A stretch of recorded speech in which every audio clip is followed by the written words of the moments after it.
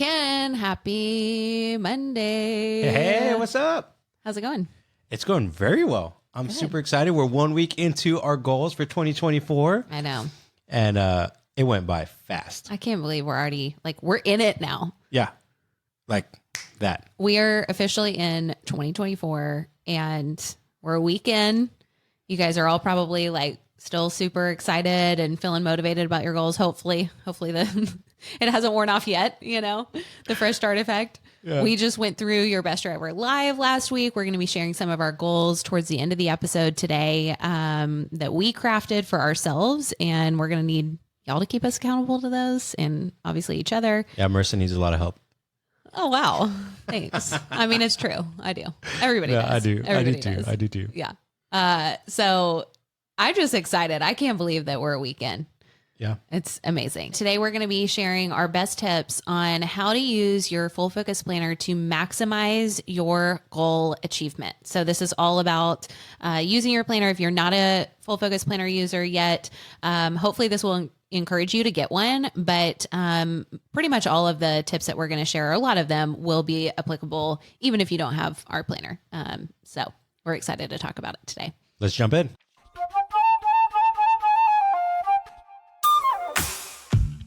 Welcome to another episode of Focus on This, the most productive podcast on the internet, so you can banish distractions, get the right stuff done, and finally start loving Mondays. I'm Marissa, here with Ken. Hey, what's up? Hey. Well, we are going to be talking about our full focus planner today and sharing our best tips. And we are officially in goals achievement season. We are not in this setting. Most of us likely already have our goals for the year.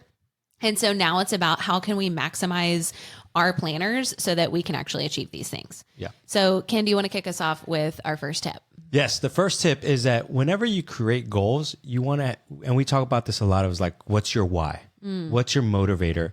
And if you have this, right, I would say on the first page of your full focus planner, you just write your mission statement and your core values. Who are you? What makes you who you are and what makes you tick. This is the driving force, your purpose in life. Wow. That's good. And if for some of you who haven't, you're like, that's awesome. I've never actually done that before in my life. This is a really huge encouragement for you to do this. Figure out what your true why is. Yeah. Where do you even start with mission or values? Well, we actually have a product coming out in March called Life Focus. It's on pre-sale right now that you could go get. But ultimately, the biggest thing is you want to know who are you? What's your identity? Ultimately, when you make decisions, what's driving you? And right. We'll talk about this a little bit more in a future episode, right? But then ideally, what are your giftings? What are your skill sets? What are you that you're I'm uniquely designed to bring to this world for a greater purpose or a greater impact to society? What I love to always emphasize is it's not about you and it's not about what you want. It's about how you can help others. Right. It's about ultimately the impact. The impact. Yeah. So the reason I want to put that in the first page is because you want to make that visible every single day to see it and be like, this is who I am. This is what I'm trying to accomplish. And this is why I created these goals that I have. This is my true why behind everything. Yeah. And again, if you have that already, great. Write that down on the first page. If you don't, take some time and do that, right? Carve some time out in your life. And if not, get our product. Yes. And I will say with Life Focus, this is honestly, wasn't planning to do it a plug here, but this truly is one of our products that I think outside of when we release a planner, I think this is the product I'm most excited about. It is a complete game changer. And what I love is if you're anything like me, first of all, I never had legit written out mission statement or values. And I had kind of thought through values that felt a little easier, but mission statement, I didn't even know where to start. I frankly didn't even know I needed one until I, went through this process. But what I loved was that our Life Focus kit helps you do this. It's almost like a Mad Lib, plug and play. And so we have these card decks that help you figure this out so you don't have to start from scratch. And if you want to know more, just go to fullfocusstore.com. You can see it there.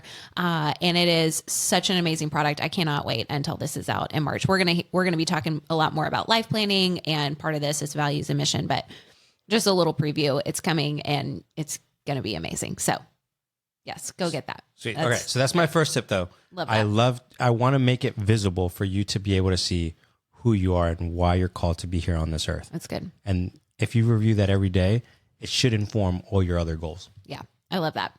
Well, my first tip is actually to rip out the first 2 pages. So I would encourage you, if you are writing your mission and values, do that kind of on the end sheets and instead of the first page. We had a certified pro on the show several months back who shared this. I think it was Jake Brown who gave us this tip, and I think it's so brilliant, which is to take out the first 2 pages, the one where you have like where you write your name and contact info. And then there's another one, table of contents, that is table of contents. And if you, first of all, if you're brand new to the planner, like leave that stuff in if you need to know where things are or need the QR code to access our tutorial videos and all that kind of great stuff. But if you've already, if you're a seasoned planner user, you know where things are in it and that kind of thing. Go ahead and rip those 2 pages out so that when you open your planner, the first page that you see is your annual goals. So you're immediately hit with those and keeping them top of mind. We've talked about this so many times on this podcast, but keeping your goals visible is key to actually achieving them. And we have this baked right into the planner. It's awesome because you can flip straight back to the first page at that point and it's right there. If you have a loose leaf planner, you don't have to rip them out. You can just simply move those pages to the back or to another part of the planner. But go ahead and have your annual goals the first thing you see. Yeah. And I think you hit it when you said make it visible. When I'm talking about mission statement, core values, annual goals, like the more you could look at that every single day, the more you're going to win because you're like, this is why I'm alive, right? Like all those things that when we talk about your annual goals and your mission statement, core values, these are the things that you're like, yes, this is me. Like, this is what I want. And sometimes we could just forget that when we go through, we have a long day or it could be a hard day or you're just like, it's just so busy. You were at work, then you had to feed the family and then you went to bed and you're like, what's going on? This is like a reset every single morning to see this. Yes, absolutely. It recalibrates. Can I just say, so this, originally I heard this from Jake Brown, who is a certified pro on Focus on this, but also when we say take the 2 pages out, which I do, I think it's a great tip. Don't be like me. Don't just go in there. I was recording the interview with Jake Brown. I was in there and he's like, just rip those pages out. And I had my planner on my desk and I went, shah, and I ripped them out, but I was a little too aggressive and I didn't think through it. And if you rip them out all the way to like the end of the paper, it like kind of messes with your cover. So perhaps be a bit more careful. And so you're saying use scissors and like use scissors, yeah. That's what I'm saying. Good tip. Good tip. That's a pro tip right there. That's like, I love it. All right, Ken, what is our next tip? Yeah, the next step to achieve your goals is take a sticky note. And I actually heard this again from another certified pro, is that you take your sticky note and you write your weekly big 3 on it. And every single day that you're doing your daily big 3, you have that sticky note and you put it on that page. Oh. That sticky note. So then you can see your weekly big 3 and your daily big 3 on the same page versus having to flip back and forth. Oh, that is so smart. I know. I was like, we were on a phone call with the other day with certified pros and we just started brainstorming ideas. And when her name was Carrie, she brought it up. I'm like, oh my gosh. Everybody was like, so smart. Why not? Well, I think that I'll kind of piggyback on this one a little bit. Yep. And I think I want to encourage all of you to have your big 3 be like tie those back to your goals. Yep. I think it's really easy, especially as we get further into the year. Your weekly big 3 will end up becoming just what is urgent, like what you have to get done that week. And it's really easy at that point to let your goals like slip off your radar. And the more that you can tie your weekly big 3 back to your goals, or at least a couple of them, or at least one back to your goals, it's going to help you continually make progress on those goals. So make sure that you're, continually tying your weekly big 3 back to your goals and then keeping them visible. Like I'm totally going to start doing that. Yeah. That's so smart. When she said that to us, literally, I mean, these are certified pros. They've been experts at this thing for years, and we're all like, duh. Yeah. Right. There was another one who had like a bookmark that had the weekly big 3s. One other idea that we did was we talked about like if you had like a small whiteboard or something on your desk where you could have almost your weekly preview so you could see your your rejuvenation, top 3 of your rejuvenation for that week, and then your weekly big 3s. So every single day when you get to your desk, you just see them. Yeah, it's so smart. So there's just different ways. Ultimately, make it visible. Yeah. And that's the key of these last several points. Make it as visible as possible. Totally. So that you could execute on it. I love that. It's so good.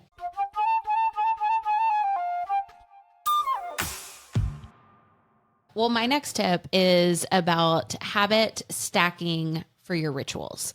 So this is, to me, kind of a little hack that I try to do, especially if I'm trying to install a new habit, which I know a lot of us are doing at the beginning of the year. We've got maybe a goal that we want to start journaling, or we want to something about health, and we're trying to get supplements in or something. I don't know, something like that. That often can like slip off the radar again, like a few days in, a few weeks in. It's like you start off strong and then it just kind of wanes.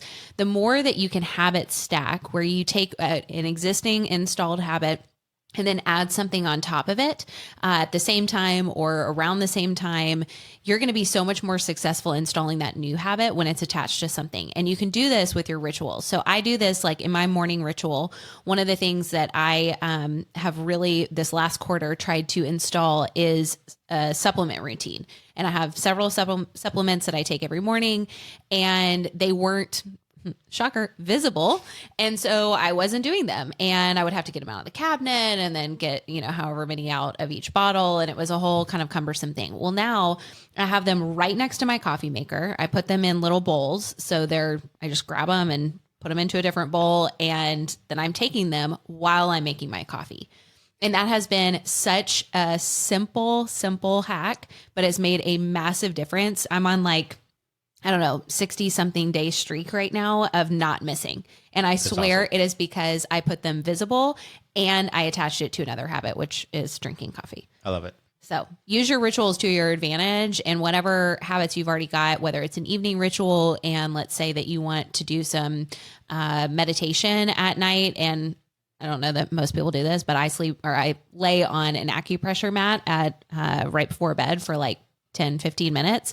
And I always wanted to meditate, and I was struggling to install that. And now I just do that while I'm laying on the mat, and it's like killing 2 birds with 1 stone. So that's great. Yes. Next tip is to watch the planner tutorial videos. I know this is basic, and a lot of you guys who are listening are like, yeah, we watched them 3 years ago or whenever you started using the planner. But I want to encourage you guys, go rewatch those because they're so good. First of all, we redid these in the last year, so they're new. They're not, if you have been around a long time, you probably haven't seen the newer versions. But it's really going to remind you how best to use your planner and kind of what those best practices are, especially if you're new in using your planner. Don't just try to wing this. Don't try to figure it out on your own and kind of just go at your goal detail pages and try to figure it out yourself. The best way to maximize your planner is to go ahead and watch those videos. They're free. If you use the QR code in the beginning of your planner, you can go directly access them, and they are so helpful. And it's chock full of all kinds of little tips and tricks to maximize your planner for your goal achievement. Yeah. I think the biggest thing for most people is that they forget the basics, which is the foundation for everything. And if you're anything like me, you probably started using the planner and you skipped one of the pages at the beginning and you don't really know what it's about. And it's an amazing tool that you could potentially use to level up your game. Totally. For example, one of them, and I know we both want to talk about this, is the ideal week. Yes. Right? The ideal week is my favorite tool. You're obsessed with the ideal week. I love it. Is it the perfectionist Enneagram 1? Yes, 100%. Here's what my ideal life looks like. Exactly.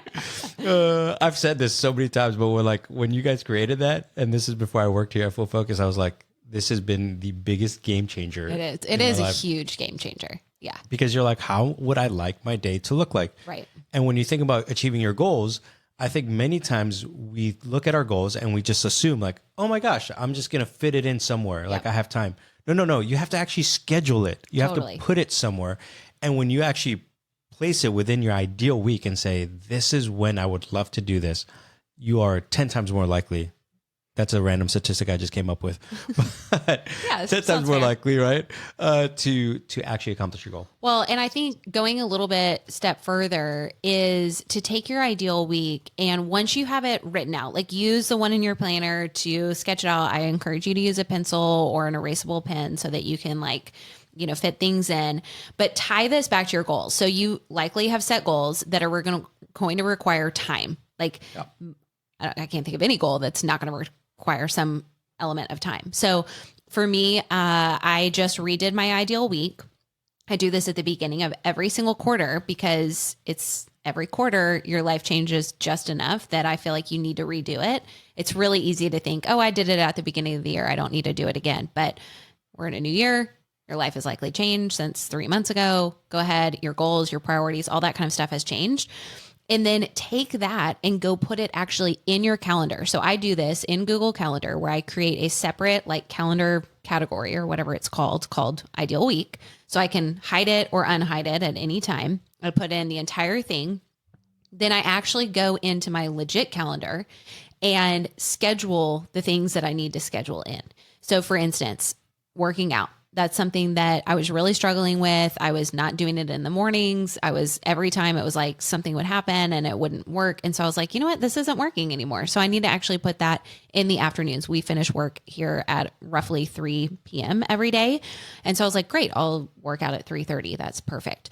So I went in to my actual calendar and I have it on my calendar, a workout every day that I choose to work out. I've got it on there. So I know I've already accounted for it. It's a recurring thing. I don't have to think about it. I don't have to check, oh, am I free that time or not? I know if somebody is like, hey, I want to do something at this time, I'm like, sorry, I've got an appointment. Same thing. I have a calendar event on Sundays where every single week I do like a weekly financial kind of ritual that I have. I've got some financial goals and this helps me kind of every single week. It's like a weekly preview, but for finances. And it is so helpful to have that scheduled in on Sundays. But if I had never done my ideal week, I wouldn't have actually known that's the best time for me to do it. But I think a lot of people, this is why they're not successful with their ideal week, is they create it and they don't ever look at it again. It doesn't become real. It doesn't manifest into their actual calendar, their actual life. And so take your calendar or take your ideal week, add your goals in, figure out when you're going to need time to do those, and then actually go put it on your calendar. Yeah. Marissa, you just said so much good stuff there. I just got to shout out there. It's like really on my soapbox. I was just like, dang, dude. I was like, where's my notes? I'm going to have to re-listen to this.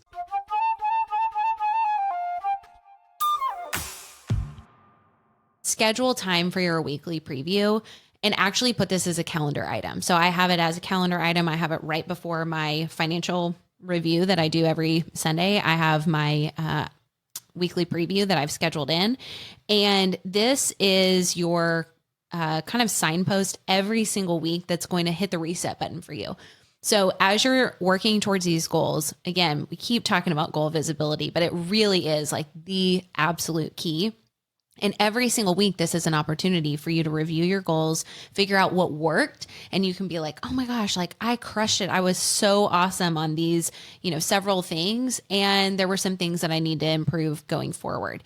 And I feel like what the weekly preview does is it almost gives you the opportunity to create an ideal week for that coming week. Yeah. It's like, what do I want this week to look like? And how do I want to spend my time? How do I want to, rejuvenate and kind of fill my cup back up? And how can I recalibrate towards those goals that I'm looking to achieve? Like, what do I need to put into focus this week as my weekly big three so that I can move and make meaningful progress towards those goals? Yeah. And just so you know, I think everybody's going to have to figure out when they're going to do their weekly preview. Yeah. Like some people do it on Friday. I do mine on Friday afternoon. The end of the work day shutdown. Yeah. I actually take 30 extra minutes to let me look at the rest of the week. The reason I like to do it on Friday is so that I don't have to think about work during the weekends. Yeah, that's good. Mm-hmm. If I start doing my weekly preview on Saturday or Sunday, all of a sudden my mind just clicks in and Sunday I'm like supercharged and I'm thinking about it. The one thing that is the reason I don't do mine on Friday is because I do my meal planning in my weekly preview and it takes too long for me to do that on Friday. On Friday, I'm just ready to go. And I like to really sit down and, I will say I do 2 parts to it. I've broken my weekly preview down in like 2 sections where I do a lot of my work stuff on Friday, and then like my personal stuff with my wife, either Saturday or Sunday. We sit down and so I kind of have like a 2-part framework for it. But That's good. Essentially, work stuff. I know myself that when I start thinking about work in the weekend, it's like, oh, well, let me just do this. Let me do that. And it's fun. Like sometimes it's fun. It's like, oh, well, let me just finish this project, or I'm just watching this one video. 3 hours later, I'm like deep into it. I know. This happened to me a few weeks ago. I was like doing my weekly preview, and then I think it was like 4 hours later, and I was like deep in a kind of research hole, and luckily it was super energizing in the whole thing, but I was like, okay, it's a Sunday. I need to chill. I think I remember that. That's Sunday. Well, if you have any other tips, we would love to hear your tips on how you maximize your full focus planner for your goal achievement. I feel like, we shared several that we've learned from you guys already, and it's always so interesting to me to see how are you actually using your planner to go achieve your goals. So we want to hear from you. Go to the Full Focus Planner community on Facebook and share with us your best tips on using your planner for goal achievement. Feel free to tag me and Ken. We'd love to hear those. We can chime in. And maybe we'll do like an episode at some point here in the next couple of months where we take all of your tips and share those here on the podcast. I think people love hearing kind of hacks on how to use I think those would be great. Let's do it. Awesome.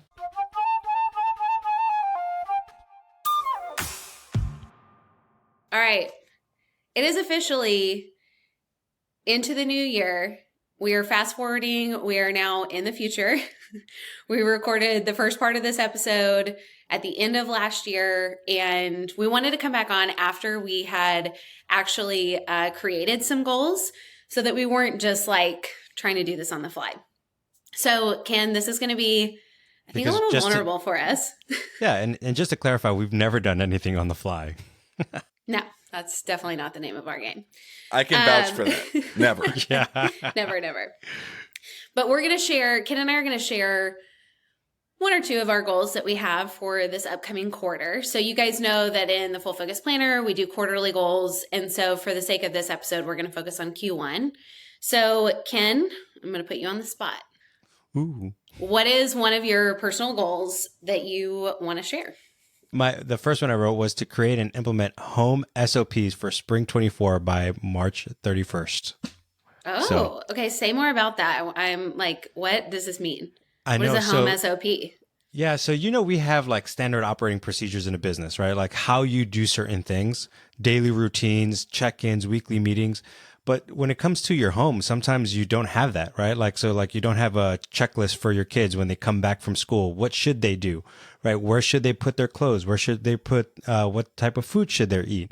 So there's all these different buckets that I like to think about, like cleaning, food, activities, and character development training that we want to do for our kids. But where do we put them in our schedule, right? And how do we actually make it into a process? So a while back, I had a mentor of mine who taught me just like create an SOP. Like you have an SOP for your business, create an SOP for your home. And it was game changing for us when we were like, oh, we build literally a routine checklist for our kids. And this is like a great example for a lot of ones who have kids, especially young kids. We created a bedtime checklist. So right before going to bed, we just hand them their checklist and we say, go do this. And literally, we don't have to shout, we don't have to yell, we don't have to remind them. They just start running around the house and doing what the checklist tells them to do.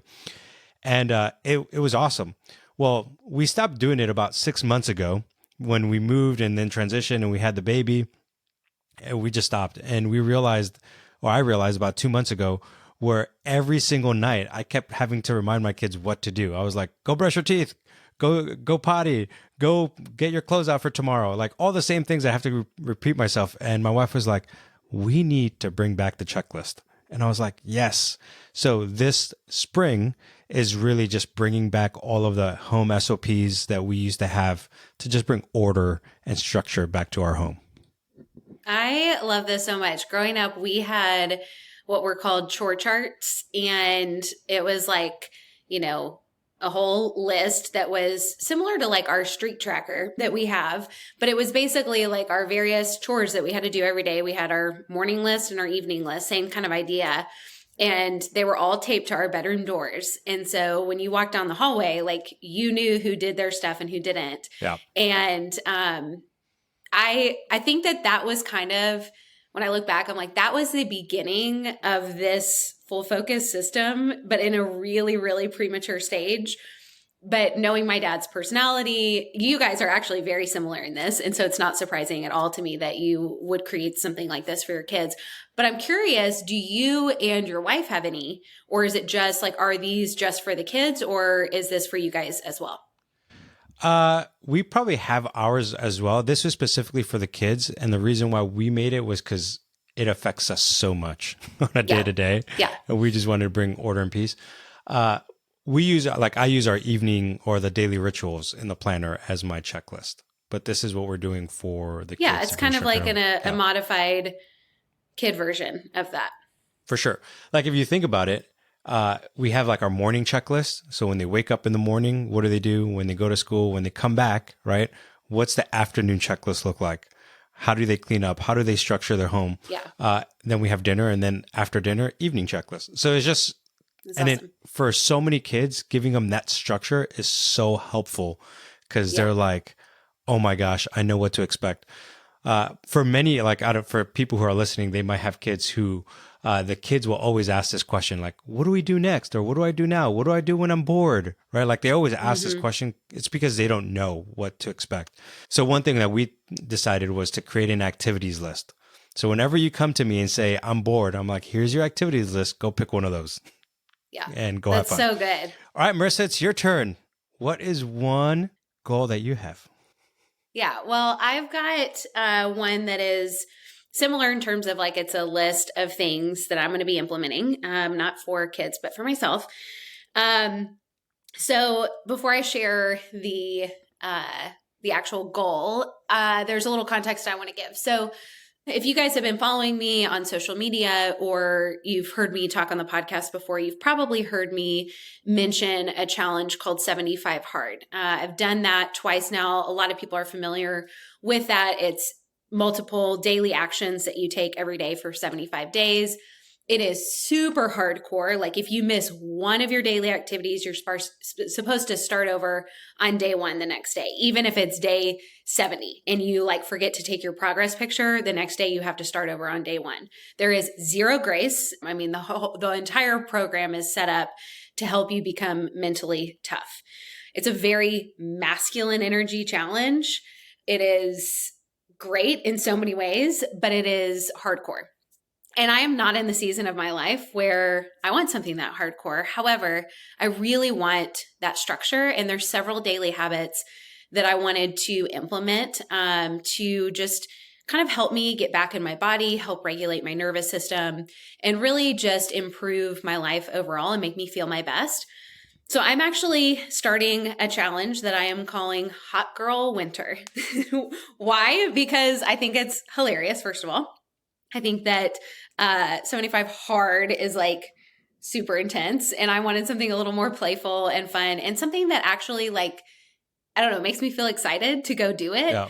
And it's not about like, this isn't about how I look or anything like that. It's really about the feeling of like, if I was like a hot girl in winter, how would I feel? Confident, full of energy, positive, relaxed, calm, all those things. So this is a challenge that I'm doing. This is so fun because I posted on Instagram about this and I ended up getting several messages of like, wait, I want to do this too, or I'm screenshotting this so I can like create my own version of this. So I decided to put up a poll and ask people like, if I were to do a group, would you want to join? Well, guys, I have 25 women in a group now doing this with me. That's awesome. And it's amazing. Is this how you start your cult? Yeah, Oh, definitely. for sure. 100%. 1,000%. When Marissa texted me this hot girl winter, like I literally thought she finally bought the sauna that she always wanted, and she's just going to do a sauna for 90 days. I wish. Yeah, I I'm just wish going that to were part of be it. warm That's what I all thought. All winter. She's like hot Yes. girl, so I was like, my mind immediately went to like, oh, she's getting the If sauna. I don't know anyone, why. if anyone has a hookup to an infrared sauna company or like sponsorship, we are all ready for this. So I will like move my bed outside to get that thing in here. Okay. Okay. So my goal for the quarter is to complete Hot Girl Winter by March 6th. This is going to be 66 days. So it's essentially how long it takes to form a habit. We've talked about this on the podcast, that it's not actually 21 days to form a habit. It's somewhere around 66 days. So that's why I chose that number. And here are kind of the daily tasks that we're doing as a group. And I'll briefly explain some of them. So we're doing a face ice bath. So this is where first thing in the morning, right when you wake up, you get a bowl full of water, cold water, you put ice in it. So like a few cups of ice to make it ice cold. And then you literally stick your face in the water for 20 to 30 seconds. And you just count, to 20 or 30, depending on how long you can do it. And it has similar effects to like a full body cold plunge, but it's obviously more accessible and it's not as intense. But what this does is it actually spikes your kind of stress hormones, and it actually helps to bring those back into balance. So it's really, really amazing for the nervous system.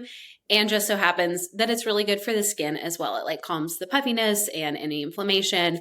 It feels invigorating. It wakes you right up. It's amazing. So that's the first thing. Second thing is supplements. So I've got several supplements I take every day. The next thing is 10 minutes of mindfulness. So personally for me, this looks like meditation. But I have other people in our group who are doing like journaling or breath work or prayer, whatever mindfulness means to you, but it should be at least 10 minutes a day. Then 10 pages of reading or 30 minutes of listening to whatever kind of book you want to read. A 30-minute walk outside, rain or shine. Like no matter what the weather is, get outside. As my mom always says to me, there's no bad weather, there's only bad gear. So get the right gear on and go outside. It's great for the nervous system, so good just in general to get the fresh air. The last two things are some kind of nervous system support. So for me, I am laying on my acupressure mat every night with my legs against the wall. Both of these practices really help to regulate the nervous system, drain the lymphatic system, all those things. And then lastly, taking a progress picture every day. So those are kind of the main things. I'm also doing a couple other things on top of this. Those are like the core, and everyone's kind of made their own version. I'm also doing, putting a really big focus on eating more protein. And so I'm shooting for 120 grams of protein a day, which is a lot, but I'm doing pretty well so far. I'm not quite hitting that every day, but pretty close. And then I'm only doing alcohol for celebration. So I'm still allowing myself, like if I go out with friends or if there's a big, celebration, but I'm not, obviously not focusing on that, like, on the norm. She's celebrating like every other day. Yeah. Life is a celebration. And then I'm personally also doing a 30-minute workout that is either strength training or yoga. However, I haven't done that yet because I've been battling a cold and just haven't had quite enough energy. But the biggest thing that I love about this is it's all about progress and not perfection. You actually talked about that, Ken, in a recent episode. And I think that's really important, especially since I'm leading this group of women doing it. I think that we as women need to have a softer approach, a more gentle approach, a lot more grace with ourselves. Most of the women in my group are mothers of multiple children. I have many moms in there who are moms of special needs children. We have CEOs, we have executives, high performers, and we just have a lot. And there's no need to go hard if at the end of it, it's going to burn us out, or if we don't sustain those practices long term. So the goal with this isn't we're just going hard for 66 days. It's we're using 66 days to install these habits, hopefully for the rest of our life. So that's my probably biggest Q1 goal. And I'm loving it and super excited about the rest of the quarter. I've actually been thinking about how can I get a group of people who want like this structure thing? Because sometimes trying to build structure by yourself, especially with parenting, is so hard. And just like, right. I'm like beta testing it to see if other people would want to be interested in doing it. So, hey, if there's any focus on this, people, go to the Full Focus Planner group, reach out to me, and maybe we'll start a little community of helping each other get our homes structured and organized. That'd be awesome. I think that's awesome. It really does help with community. And I think that wasn't something I was planning on when I created this goal, but I just know for my own self, I'm so much more successful when I do it with other people. And it was a really great surprise that we got so many. So super excited about that.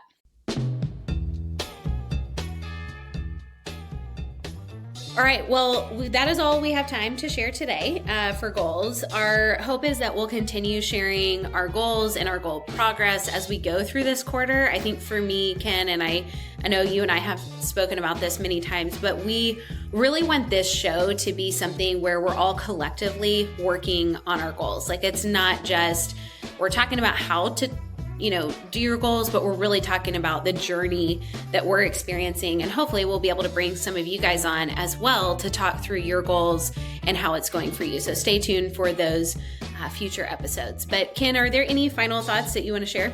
Man, I'm just excited to be with all of you. And just this year, 2024, making it happen, going through in the Facebook community, talking about our goals, even working through the obstacles of it, right?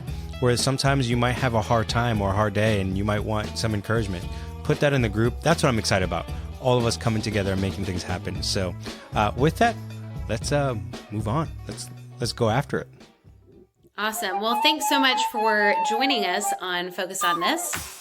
This is the most productive podcast on the internet. So please share it with your friends and be sure to join the Full Focus Planner community on Facebook so you can benefit from the creativity and encouragement of people chasing big goals just like you.